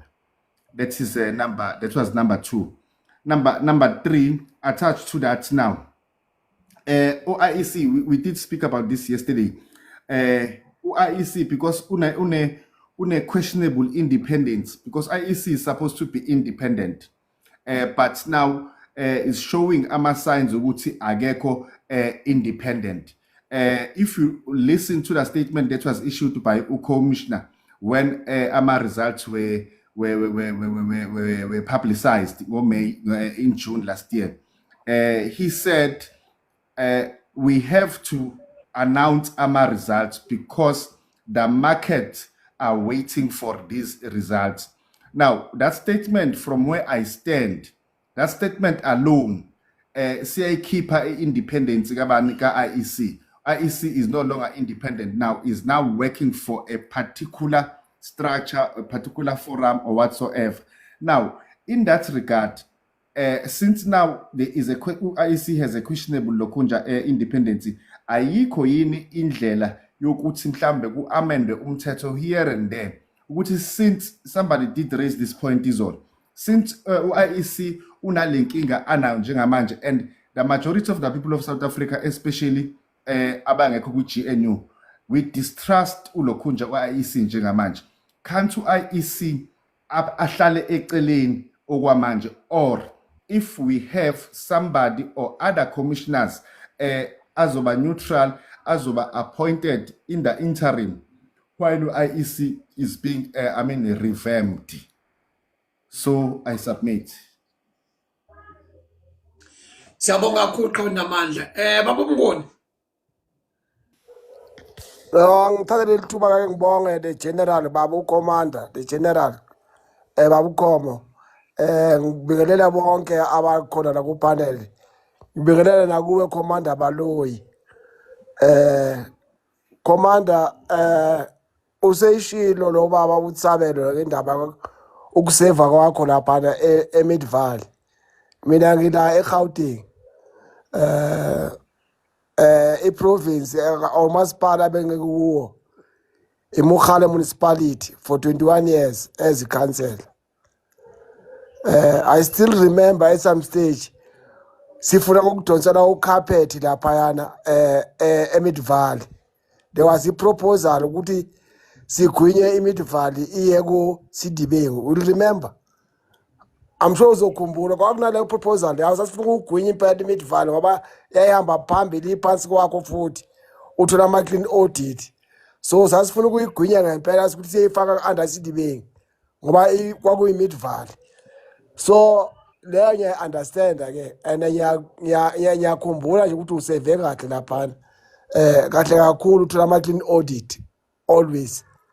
Kukuhle lokho, it shows ukuthi no unqamalala bayibona icapacity kuwe, especially when it comes to komasipala and then kuma elections. Mina I can see umsebenzi wakho, and thank asibonga baba uKhomo ukuthi usidonsele yena commander lapha olokuyana kube uye. He has head ama elections national, and of which I believe ukuthi khona manje kuma province nakuma regions nakuma zone uya pass ama branchini. I know ukuthi it might be difficult, but ama province asekhona ama structures and nakuma region asekhona, and of which I believe ukuthi since the process le ama ward delimitation isiqalile, they are participating ama members as MK, they are participating. Ureze indaba enkulu ebaleke kakhulu lapha kuma ward delimitations. Into eyenzakalayo, I know ukuthi before our local government elections, the demarcation board determines based on the population ukuthi akube nama delimitations. That's why kuba khona ama delimitation ama ward. Ngoba is based on populations. Maybe after 4 years, 5 years, population iyanda. You will remember Commander Baloyi ukuthi especially komasipala, especially abancane ku voters roll, it's between 5,000 and lokunjana it's 4,000 and 5,000, and then kuma metro is 10,000 upwards. You remember ukuthi ku voters roll, that's how we control the voters roll, and that's why into ama voter what delimitations ibaluleke ngakhona. That's why we call the process ibalulekile ngoba if we don't participate bazobheka ukuthi le what le ngale inama-minority or the iningi. That's why ikakhulukazi mina la bekhona Commander Com besiyibheka indaba besayimixa nje ubona ukuthi le ama-suburbs uyishana malokhu nama-township uyayimixa nje into ezifana nalezo. So ayibalulekile kakhulu ukuthi siyibheke into leyo, ibalulekile we must participate. Asibonge kakhulu asibonge nakunkuzimana asibonge kuba bonke abakhona. Ngiyabonga Commander, ibambe nje kanjalo ibambeni kanjalo le. Nathi size masifisa ukuthi ngasikhaba yipart yalelo ama-elections wona hayi la siyafisa thina abanye ukuthi singathatha imkambeni ipart sibe participate lapho sila eGauteng based on our experience and all those things. Ngiyabonga. Siyabonga kakhulu babomnguni, siyabonga kakhulu. Shuti.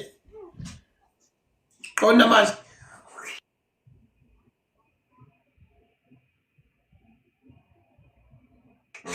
Ushuti engazuthi uvayelekile. Kulungile. Command Baloyi. No, asibonge kakhulu Commander for imbuzo abalekile nama contributions. So leyo kokuqala we are on the process vele ukulungisa appointment of ama provincial elections coordinators across the country, including nama regional ones as well, ezolekelela ngomsebenzi wama elections to ensure that across the board we've got ama first respondents and we clearly articulate ukuthi umsebenzi wabo yini nokuthi kumele benze ini ngasiphi isikhathi, ngoba vele ama by-elections ayasondela kakhulu. Siyazi ukuthi ama by-elections bazowavala 6 months before the elections. So once the elections are proclaimed, and at this stage we anticipate that the elections will be between the end of November until the 2nd of February. So the latest, it could be 2027, 2nd of February, the latest we can have my elections. So we're quite clear in our process layer. What can we do to prevent our ward delimitations? At this stage, IEC sega formulate our proposals, our tolile, from political parties, either from the minister or MEC or my local MECs pertaining to our local municipalities. There's also an interesting part where they're also formulating our new municipalities, which means they are moving away from amalgamating, but rather breaking back into smaller components of municipal which have been amalgamated, which is proving clear that some of them are not financially viable.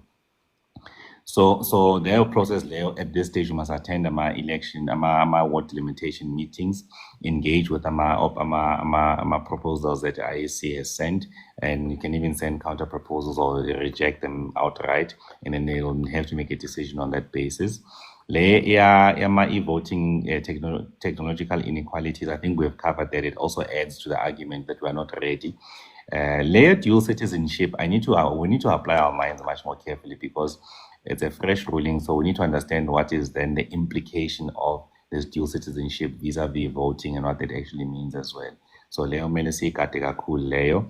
So the Ward 24 challenge is we're obviously moving from a 16% base and we want to win that ward. So there's a number of ground that we need to cover in that ward. And it's quite a complex ward. It's a big ward. I include at the back of a Parakwana, Tulape, Mutswaledi. So it's got both the formalized section, the informal section, but also it's got also students also living in that ward as well.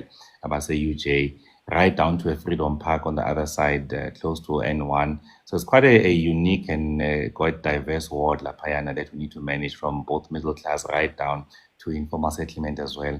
So issues of adequate mobilization, but we are grappling with it much towards the last part, SCPs Ngayo. So you're quite right. My elections are for now, most of my by-elections early start. So we are busy working on finalizing our guidelines for elections at this stage, which will assist us with, by the time we are aware of a vacancy, we start doing a number of actions. By the time there's proclamation, declaration of a vacancy by municipal manager with the IEC, we're already at various levels to sensitize the community to workshop and then to prepare and lay the solid foundation to elect a candidate from the area as cool. So we are busy with that. The issue as we're still investigating and trying to get solid information so we can work on the next steps as unfortunately with IEC at this stage we can't remove ourselves as commissioners at this stage. I think is an outcome of a court of law, number one, which will then fuel the process to then deal with the leadership of the IEC and also to ensure that we can revamp or rather bring credibility back to IEC as we see it fit. I think that will be linked to the court cases piece at this stage, and we must not preempt it more, but you need a substantive basis, and most it is more difficult to use a substantive basis when it's still before the courts and there's not been a finalization of that through the courts. So that's another way. And obviously, you're quite right. With the Midvaal, we survived the demarcation process, which was an attempt to create a single category A municipality by amalgamating a Midvaal municipality, Lesedi, Mfuleni, and creating a new metro, which we won as an out-of-court settlement because our case was quite strong at that stage. So I think local Gunye was at 24. We must just apply ourselves. We must push to ensure that we move the ANC down from about 5,000 votes, then below that, and we move from 1,050 votes up, so we can win that war decisively. If we can achieve that, Yoba, a solid victory for us in this case. So that's what we're looking towards. So all of this for us, as we see by-election, is to ensure that we build and sustain a positive storyline as an organization. It's moving throughout the length and breadth of the country, able to capture the aspirations of our people and deliver on those aspirations for our people. But this is a bigger goal for us. As we do this, siyabonisa ukuthi Umkhonto is still on a winning streak. We're able to win awards, to take over. Even in areas as a democratic alliance, which again keeps the morale going, building to 2026, and to ensure that Umkhonto remains in the front, in the brains and minds of voters all the time. And as we do this, we're actually able to coordinate and consolidate the left, as we see. We are already closing space. When last did you see Action SA contest a by-election? When last have you ever seen Ibosa contest a by-election? Have you ever seen Rise Mzansi contest by-election? So already amongst them, they're also deciding which they'll work together. Whether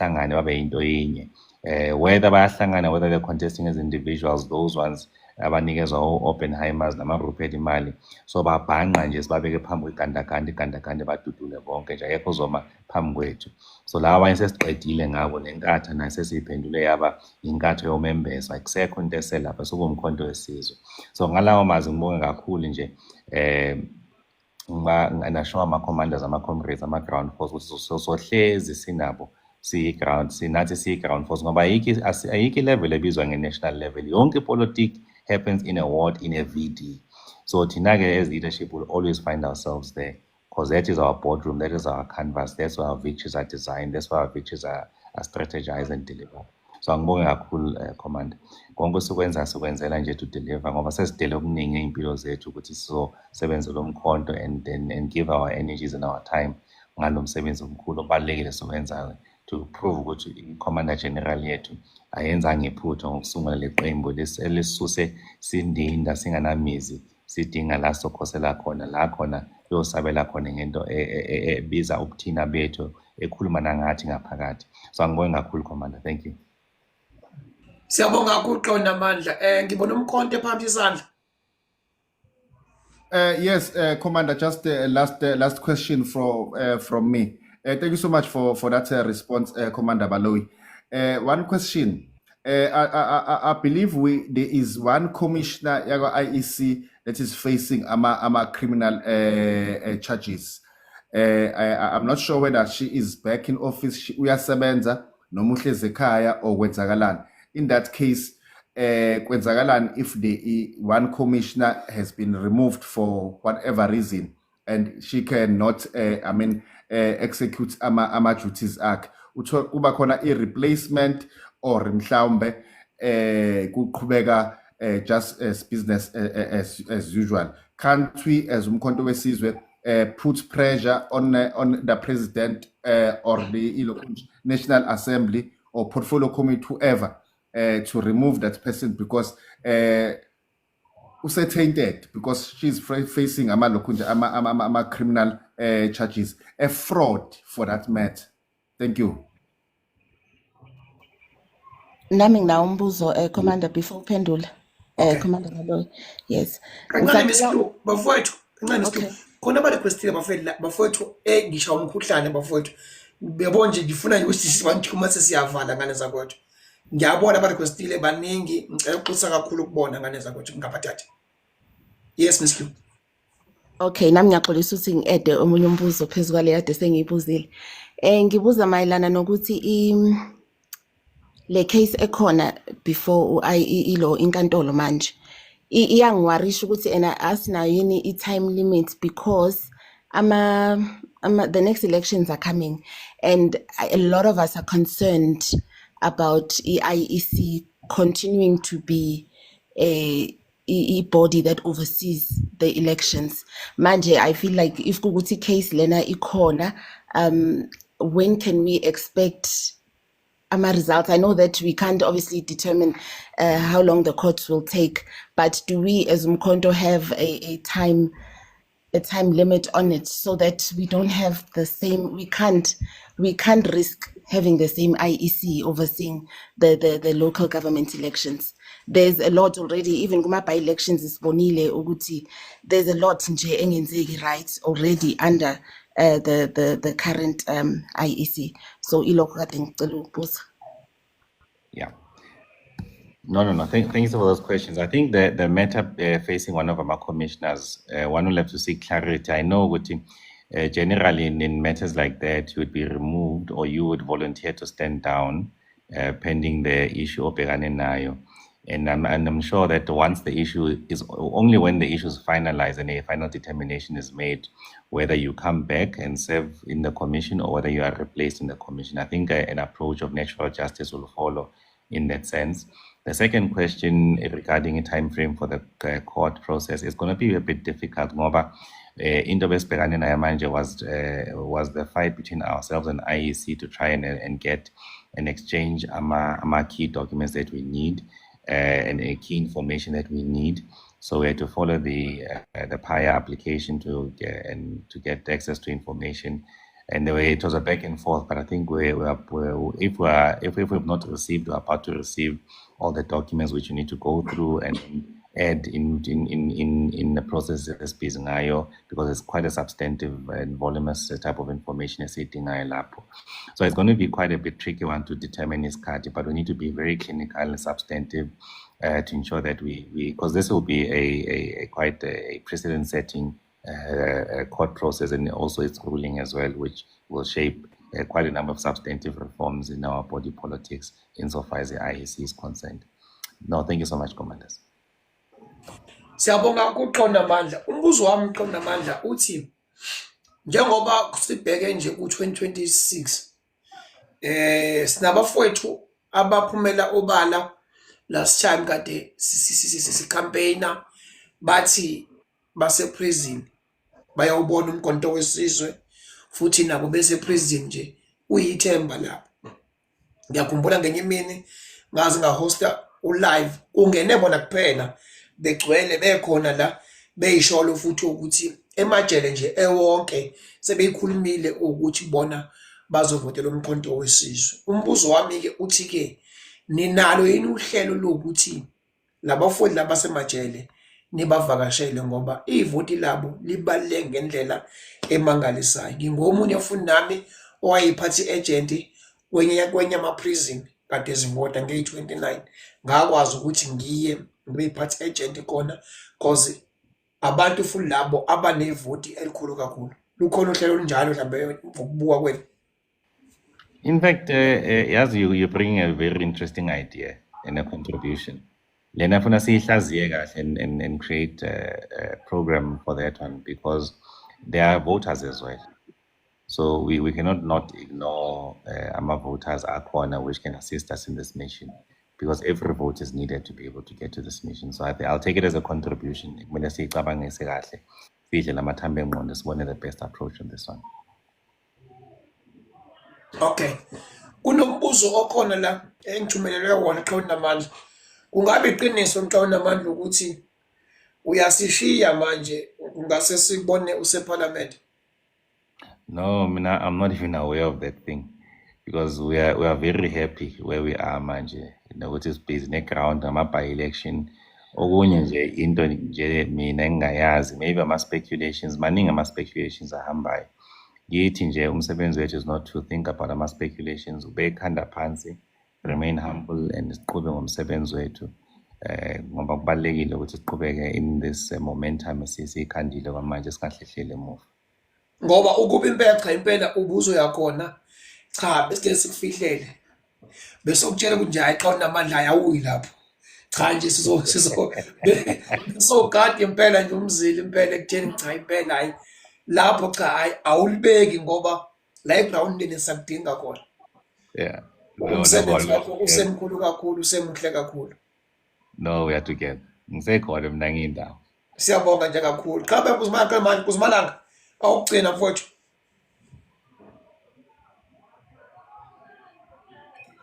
No, General asibonge sibonge kakhulu ithuba, sibonge ku leadership ngokuthi izizosibona. Just ukugada umzila, just ama reminders General okumele mhlambe sikwenze going forward. Kubalekile I think njengoba kadesha ukuthi as abahlali bezwe si participate, si support iparty yethu. Sibe ney'ndlela zokuthi si challenge izinto ezinjengalezi.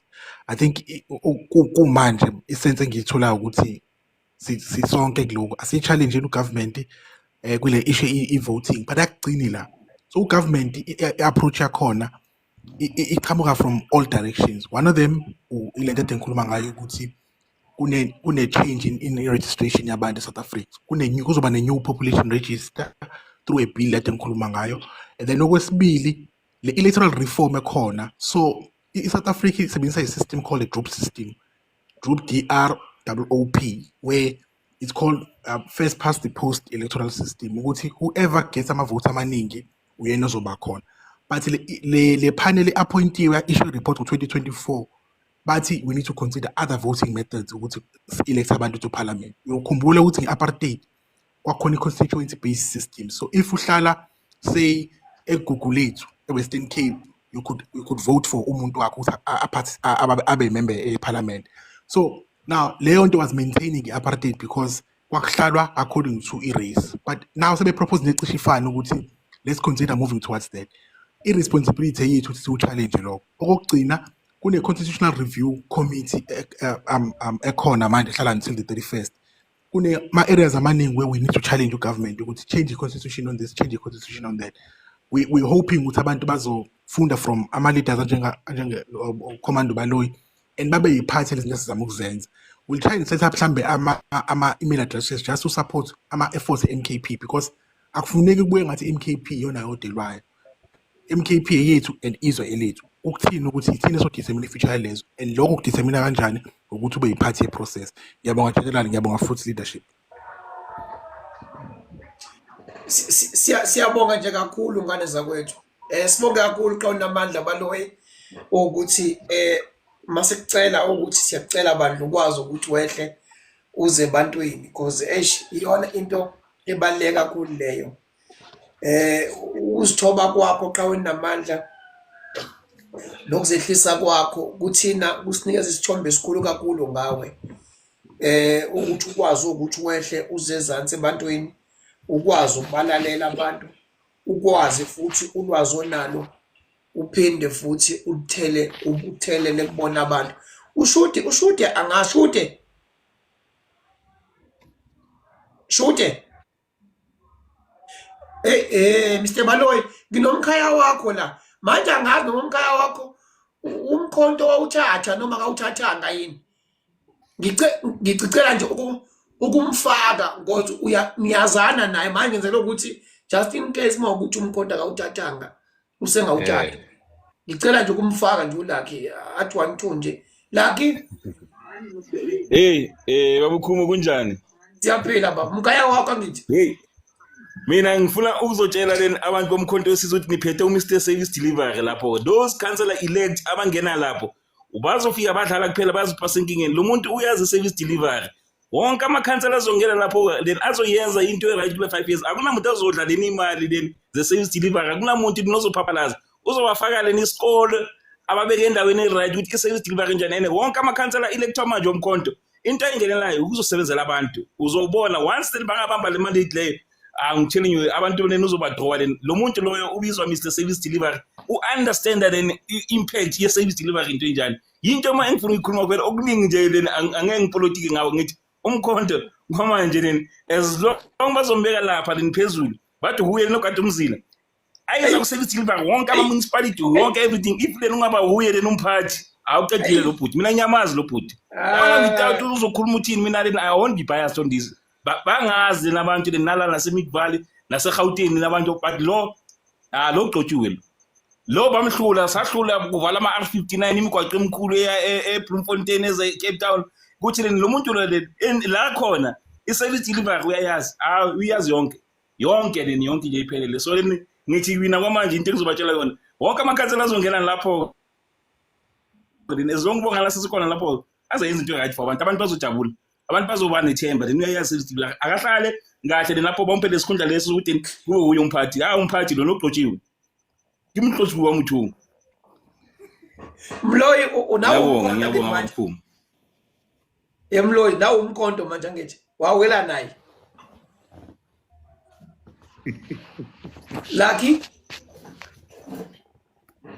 Lucky Mloyi ususirobha Mloyi yambona kumloyi na last time kade ukhona wangena kodwa angivanga kakuhle le ukuthi umloyi umkhonto kwazile yini Mloyi usukwazile umkhonto lapha ngoba na last time umloyi wangena kodwa hayi umkhonto wemncoma nje kodwa umkhonto uyabaleka nje kakuhle hayi mina sengiyaphuma nami bamkhomo suru ku hijack bafethu mina ngiyabonga kakhulu bongani mfethu anorale bua mfethu kiyatseba suwena olemong o sebetsa le batho ba loreng o sebedisana le bona o re leboele lo bona o bane ra tseba hore mo le leng teng le tswere ebile le matha le yona ntwena re a tshepela ho wena rona re tseba haholo ka wena mfethu re dula re buile na le wena thank you very much for wearing that jacket. You've been wearing that jacket for more than a year now. Thank you for supporting Sabelo it's warm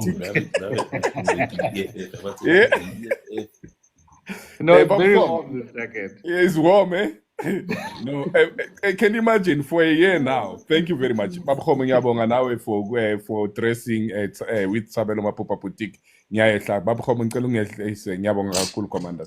Siyabonga kakhulu xa unamandla sifuna ukucela nje commander ubaloyo ukuthi xa unamandla mhlambe usorganize mhlambe le yamakhansela ne siyafuna ukuthi sike ubuye nawo ngesihlale phansi nawo just nje ukuthi nje nawo besixoxe nawo ngoba u2026 uzobe next year usukuza ukuthi hayi lona besikade ekhansela wenzeni kanti manje ube ne challenge mhlawumbe ukuthi iGNU or something manje akubengasebenzeki kanti manje kumele umzila sugade lokwangempela ukuthi bayabuya just nje ukuthi nje ya kunjani ngaGNU kunjani bayikhansela lonto leyo nje iyodwa iyabavuselela futhi nabantu bakhuthaze futhi nabo socela nje ukuthi nje usiphe lo hlelo nje onjalo mhlambe futhi before ikilo kunjani eGauteng nempofana ngale kwayo kodwa kuzobonakala ukuthi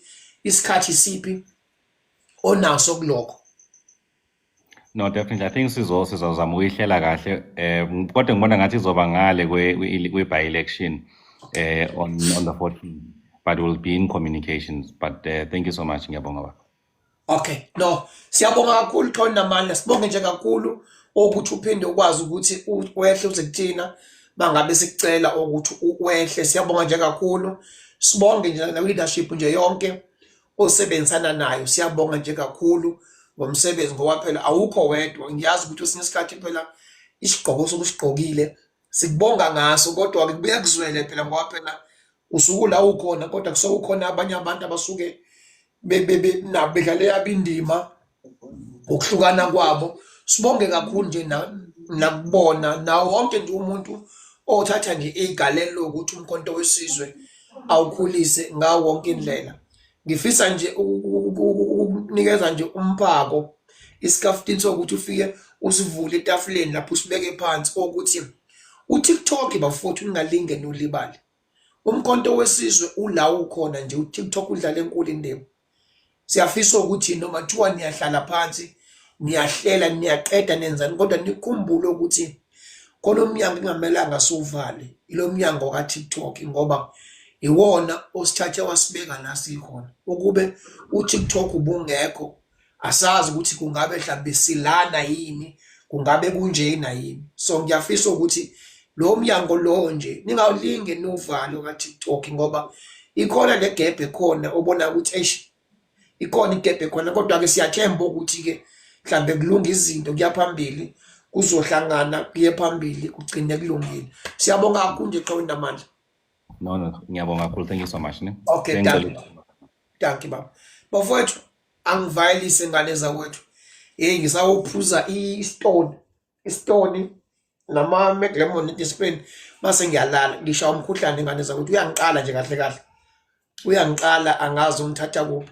Sibonge nje kakhulu nje bafowethu, sibonge leadership, sibonge ubaloyo ukuthi akwazi ukuthi ehle ngane zakwethu.